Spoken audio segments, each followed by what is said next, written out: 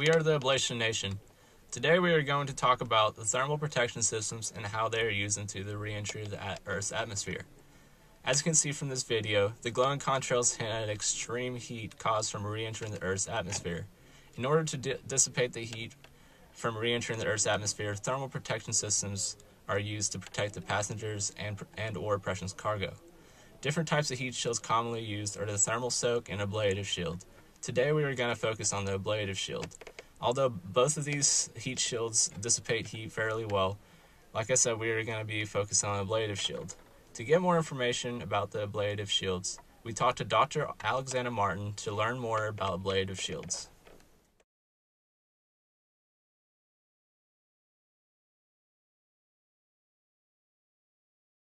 So the idea of my research is to be able to eventually help design heat shields.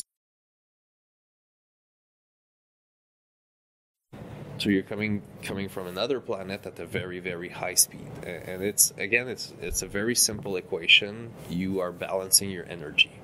Okay, so if you're coming really, really fast, that means that all your energy is stored in kinetic energy. When you're landing, especially if you have people or robot on board, you need to have that velocity to be zero, which means that your kinetic energy must be essentially zero. So you've got this huge amount of kinetic energy that needs to be transformed into something else than kinetic energy, and hopefully not just heat, because if you transform that part in heat, you're going to blow up. One of the most efficient way of doing that is to try to, if you're coming in an atmosphere, you have shock waves. The thing with shockwave is it's plasma in front of your vehicle is essentially convected away around your vehicle. Three types there. The first one is missiles, so ICBMs, for instance, so intercontinental ballistic missiles. Second type is hypersonic planes. Third type is re-entry vehicle.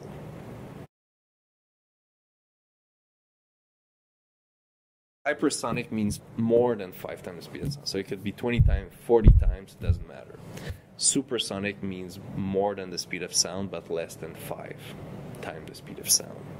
Transonic means between 0.8 and 1.2 times the speed of sound. And less than that, and subsonic.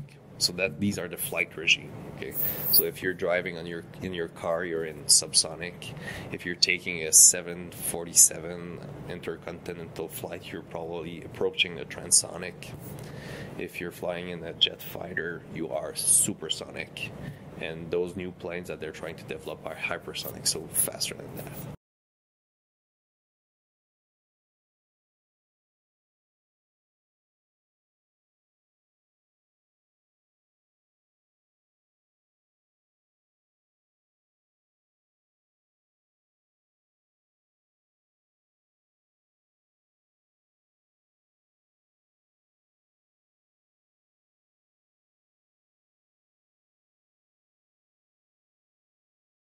In the future, Dr. Martin's research can be used for supersonic and hypersonic flight.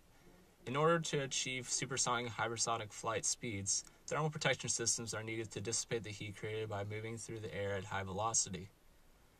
As Dr. Martin's research progresses, supersonic and hypersonic flight can be cost-effective, which would allow us to move around the country much quicker than we previously could. Take, for example, taking a flight from New York to Paris. Currently, it takes 8 hours to go from New York to Paris, but with the supersonic jet, it would take only 3.5 hours and only an hour and 45 minutes with hypersonic jets. As Dr. Martin continues his research, advances in ablative shields can be applied to past, present, and future applications. Dr. Martin's research currently applies to space shuttle re-entry into the Earth's atmosphere, as well as intercontinental ballistic missiles. Future applications include supersonic and hypersonic aircrafts, as well as future avenues of research that could lead to even more applications of Dr. Martin's research. For more information, please follow us on Twitter at Ablation_Nation. Thank you for watching.